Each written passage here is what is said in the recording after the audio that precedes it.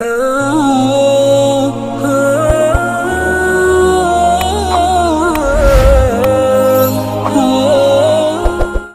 کے حوالے سے وہ محبت کا اظہار بھی نہیں ہوتا ہے۔ تو چونکہ آج میرے والد مرحوم کے ہم ایصال ثواب کے ان کے سالانہ فاتحہ بھی ہے، تو میں کچھ والد کی کیا اہمیت ہے اور والد کا ہماری زندگی میں کردار کیا ہے، اس موضوع پر چند باتیں عرض کروں گا۔ ایک شخص کے 4 بیٹے تھے، وہ بیمار ہوا تو ایک بیٹے نے بڑا عجیب فارمولہ اپنے بھائیوں کو پیش کیا کہ ایسا کرو، یا تو تم تینوں مل کر والد صاحب کی تیمارداری کرو، لیکن اتنی بڑی نیکی کماؤ گے تو پھر وراثت میں حصہ نہ لو، اور اگر مجھے یہ کام دے دو کہ میں والد کی تیمارداری کروں پھر تم نہ کرو، میں ساری خدمت کروں گا، مجھے وراثت میں کوئی حصہ نہیں چاہیے۔ بڑی عجیب سی بات تھی، پیسے کون چھوڑتا ہے، مگر وہ بھائی جانتا تھا کہ ماں باپ کی خدمت میں کیا اور والد کی خدمت کا اجر کیا۔ تو اس نے کیا کیا، تینوں بھائیوں نے کہا اس سے اچھی کیا بات ہے، ٹھیک ہے والد کی خدمت بھی کرو، پیسے بھی نہیں لوگے، ہمارا اپنا حصہ بھی چھوڑ رہے ہو۔ تو بہرحال یہ فارمولہ سیٹ ہو گیا، وہ بھائی اکیلا بیٹا اپنے والد کی خدمت کرتا رہا۔ کچھ عرصے کے بعد والد کا انتقال ہو گیا، اس نے کوئی حصہ نہیں لیا کیونکہ وعدہ کیا تھا میں والد کی خدمت کروں گا، میراث میں حصہ نہیں لوں گا۔ اب کیا ہوا، ایک رات کسی خواب میں اس کو ایک آواز آئی کہ فلاں جگہ پر جاؤ، وہاں 100 دینار موجود ہیں، 100 دینار یعنی سونے کے سکے موجود ہیں، وہ لے لو۔ ایک شخص نے خواب میں بتانے والے سے پوچھا کہ ان 100 دینار میں برکت ہے کہ نہیں؟ اس نے کہا نہیں، برکت نہیں ہے۔ صبح اٹھا، اپنی بیوی کو کہا کہ میں نے خواب دیکھا ہے، ایک جگہ بتائی گئی ہے کہ وہاں 100 دینار ہیں، مگر میں نے لینے سے انکار کر دیا کیونکہ اس میں برکت نہیں ہے۔ بیوی نے کہا عجیب آدمی ہو، پہلے میراث چھوڑ دی، اس میں بھی حصہ نہیں لیا، 100 دینار سونے کی اشرفیاں مل رہی ہیں، تم غریب بھی ہو، حصہ تو لے لیتے۔ کہتے نہیں مجھے نہیں چاہیے، برکت نہیں تو مجھے وہ مال نہیں چاہیے۔ رات پھر خواب میں سویا، پھر اس نے خواب میں اس کو ایک جگہ دکھائی گئی کہ فلاں جگہ پر 10 سونے کی اشرفیاں، 10 دینار پڑے، لے لو۔ کہتے یہ بتاؤ برکت ہے کہ نہیں اس میں؟ خواب میں جس نے بتائی جگہ کا برکت نہیں ہے اس میں، کہا مجھے نہیں چاہیے۔ پھر بیوی کو بتایا، عجیب آدمی 100 سے 10 پہ آ گئے، 10 تو لے لو، کہا نہیں برکت نہیں تو مجھے نہیں چاہیے۔ اب پھر خواب میں اب اسے ایک جگہ بتائی گئی کہ 1 دینار ہے ایک جگہ پر، وہ لے لو۔ اس سے سوال کیا کیا اس میں برکت ہے؟ ہاں اس میں برکت ہے۔ صبح اٹھ کر گیا اور وہ 1 دینار اٹھا کر لایا، 1 دینار، ٹھیک ہے۔ اور اس کے بعد اس 1 دینار سے اس نے گھر والوں کے لیے کہا کہ مچھلی خرید لیتا ہوں۔ اس نے 2 مچھلیاں خرید لی کہ کچھ نہیں تو گھر والوں کو اچھا کھانا تو کھلا دوں۔ مگر جب گھر آیا اور ان دونوں مچھلیوں کا پیٹ چاک کیا تو ان دونوں مچھلیوں کے پیٹ سے ایک ایک موتی نکلا۔ بڑا عجیب و غریب، بڑا یونیک وہ موتی تھا۔ تو اب اس نے موتی تو رکھ لیا اپنے پاس، مگر ہوا یہ کہ بادشاہ نے اسی دن ایک آرڈر جاری کیا کہ مجھے اس کلر کا اور ایسی ڈیزائن کا موتی چاہیے۔ سارے شہر کے جیولرز کے پاس اس کے نمائندے گئے، کہیں وہ موتی نہ ملا۔ آخر کار اس کے دروازے تک لوگ پہنچے تو پتہ چلا ایک بندہ ہے محلے میں جس کی کل مچھلی کے پیٹ سے موتی نکلا۔ جا کر ڈھونڈا تو موتی نظر آیا، کہا یہ تو وہی موتی ہے۔ بادشاہ کو بھی دکھایا، کہا یہی چاہیے۔ اب کہا کہ اس موتی کی قیمت کیا ہے؟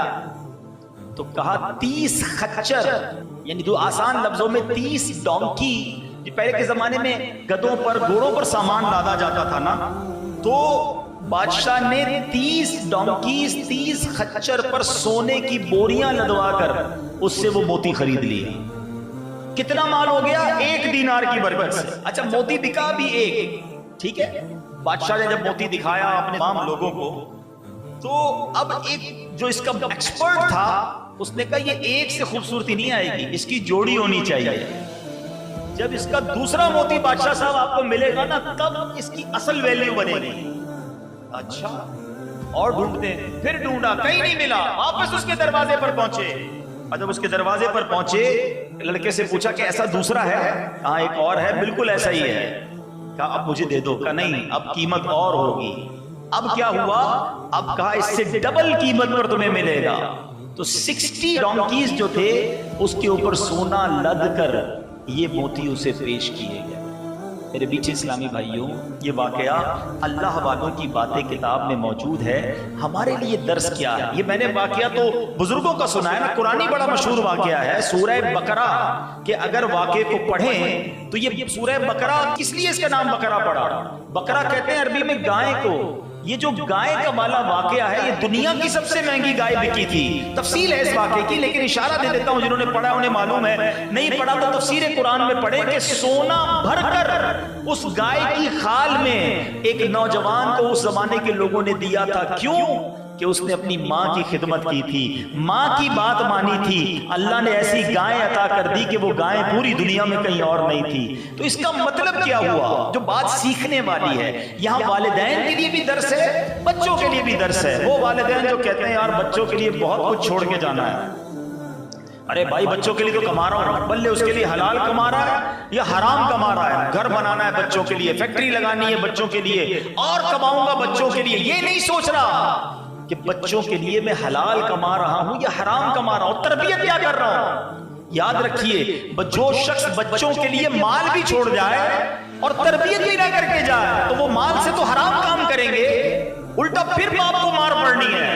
حضرت عمر بن عبدالعزیز کے بارے میں آتا ہے کہ آپ جب دنیا سے جانے لگے نا تو بہت تھوڑے پیسے چھوڑ کر گئے، تو کسی نے کہا آپ نے اپنے بچوں کے لیے کچھ چھوڑا ہی نہیں؟ کیا شاندار جواب دیا، فرمایا اگر میرے بچے اللہ کے نافرمان ہیں تو ان کے لیے کچھ چھوڑنا درست ہی نہیں تھا، چھوڑ کے جاتا تو الٹا اور غلط کاموں میں خرچ کرتے، اور اگر اللہ کے فرما بردار ہیں تو اللہ پاک غیب کے خزانوں سے انہیں عطا فرما دے گا، ان کو خود ہی غنی کر دے گا، خود ہی ان کی روزی میں برکت ڈال دے گا، کیونکہ وہ اللہ کے فرما بردار ہیں۔ تو اصل چیز نیک اولاد ہے جو مال جمع کر کے سوچتے ہیں پیچھے بچوں کے لیے کچھ کر جاؤں۔ ارے بھائی پہلے ان کی تربیت تو ایسی کرو کہ مال چھوڑ کر جاؤ تو وہ مال تمہارے لیے صحیح طریقے سے استعمال کرے۔ اور دوسری بات، اگر تھوڑا بھی چھوڑ کر گئے ہو نا اور برکت والا، آپ لفظ سنا، برکت والا ہے، حلال ہے، اللہ اس تھوڑے میں بھی برکت ڈال دے گا۔ آپ نے کئی مثالیں دیکھی ہوں گی، اربوں پتی لوگ دنیا سے جاتے ہیں، ان کے بچوں کے لیے بہت بڑا بزنس چھوڑ کے جاتے ہیں،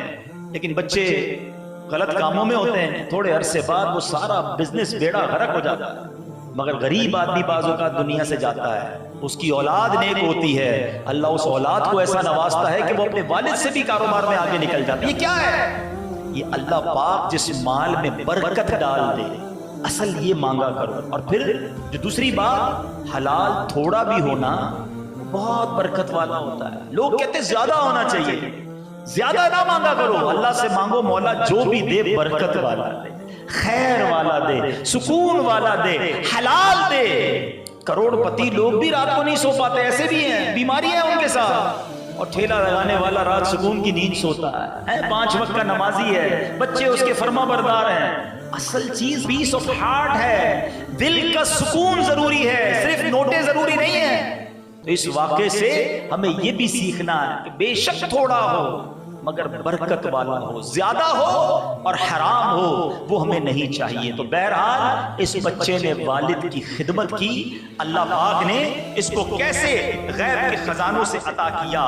میرے پیچھے اسلامی بھائیوں یاد رکھیے، والد یہ وہ سایہ دار درخت ہے جو دھوپ اپنے اوپر لیتا ہے اور بچوں کو سایہ دیتا ہے، دن رات کام کرتا ہے کہ بچے خیر سے کھانا کھائیں۔ کبھی کبھی ہمیں نہیں پتہ چلتا مگر والد اپنی خواہشات کو مار کر ہمیں کھلا رہا ہوتا ہے، ہماری فرمائشیں پوری کر رہا ہوتا ہے۔ جو بعد میں والد بنے ہیں نا انہیں اب سمجھ آ رہی ہوگی کہ جب بچہ فرمائش کرے بازار میں جا کے کہ ابو یہ لینا ہے، اور ابو دیکھیں کہ یار جیب میں پیسے اتنے ہیں نہیں، مگر بچہ ضد بڑی کر رہا ہے، اپنے بجٹ کو آؤٹ کر کے بھی والد اپنے بچے کی خواہش کو پوری کرتا ہے۔ یہ ہمارے والد نے بھی ہمارے ساتھ کیا، یہ آپ کے والد نے بھی آپ کے ساتھ کیا ہے کہ خود تکلیفیں، درخت ہمیشہ یاد رکھیں درخت کے پتوں کے نیچے سایہ ہوتا ہے مگر درخت اوپر سے بہت گرم ہوتا ہے کیونکہ وہ ساری دھوپ اپنے اوپر لے لیتا ہے۔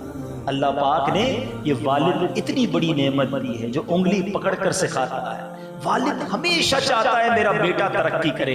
یاد رکھیں دنیا میں ہمیں کوئی ترقی دیکھنے میں عموماً لوگ پسند نہیں کر رہے ہوتے، حسد ہو جاتا ہے نا لوگوں کو، مگر ماں باپ وہ ہستی ہیں اور خاص طور پہ والد کہ جب بیٹا ترقی کرتا ہے اسے خوشی ہوتی ہے، کیونکہ والد اور بیٹے کا جو رشتہ ہے، والد اور اولاد کا جو رشتہ ہے وہ اور رشتہ ہے، وہ بے لوث رشتہ ہے۔ وہ اپنے غم سہے گا، اپنے بچوں کو غمگین نہیں ہونے دے گا۔